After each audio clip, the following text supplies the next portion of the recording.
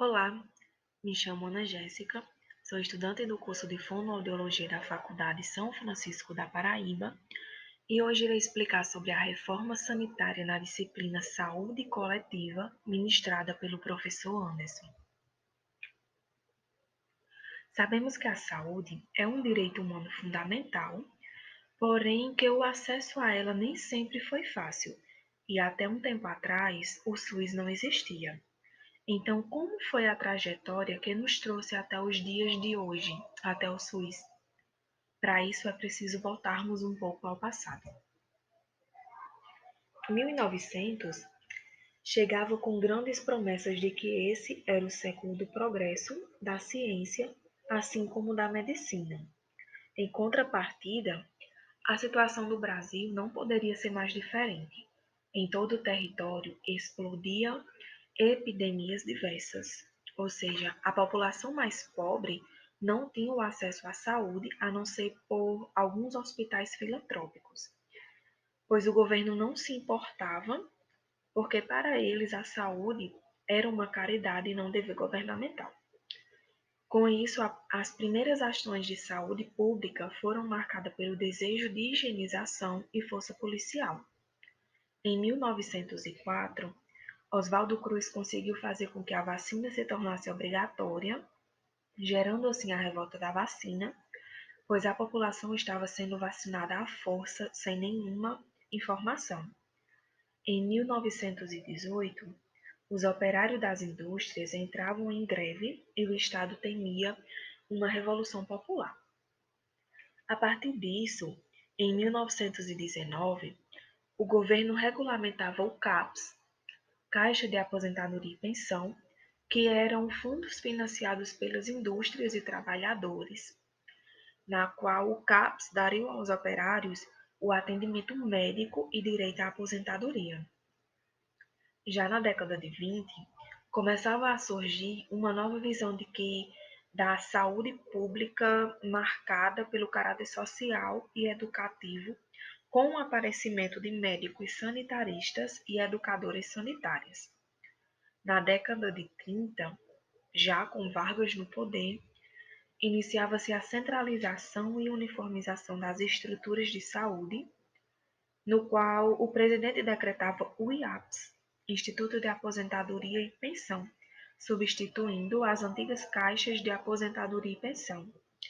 Já por volta da década de 40 e início de 50, o modelo de saúde era baseado em grandes hospitais, médicos com especialidades e aparelhos de ponta, porém existiam diversas correntes na qual se dividia em médico assistencialista, que apoiavam hospitais e programas verticais, e social preventiva, que girava em torno de um centro de saúde junto às condições sociais.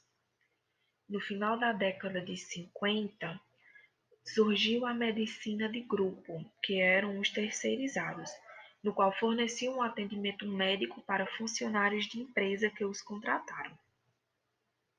Na década de 60, o governo militar unificava todos os IAPs em um órgão único chamado Instituto Nacional de Previdência Social, que tinha o objetivo de conceituar todas as contribuições previdenciárias do país.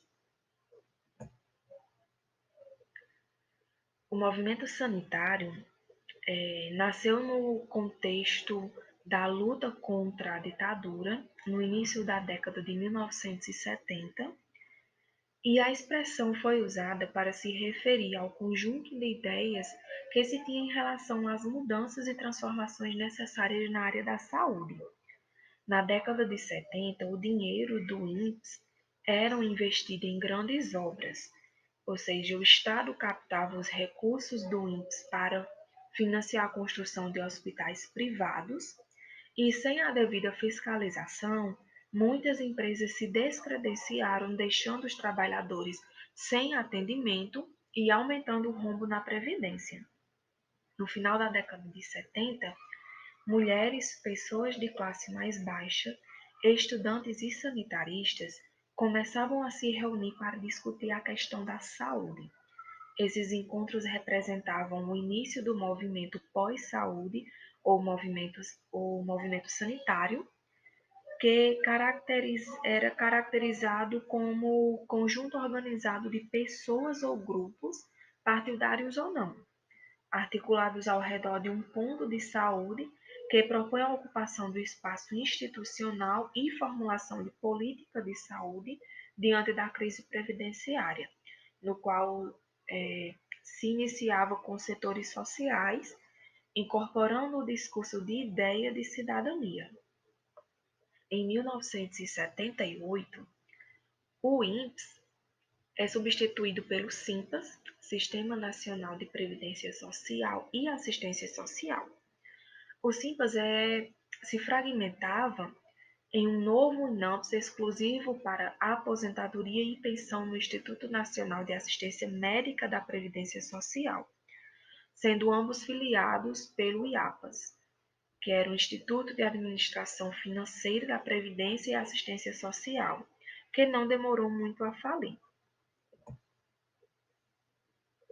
Na década de 80, são constituídos os conselhos populares que davam ao povo a chance de discutir as políticas de saúde e dos serviços já conquistados, e é também nessa época, especificamente em 1986, que ocorria a 8ª Conferência Nacional de Saúde, que se mostrava inédita, pois era a primeira vez que a população participava do debate.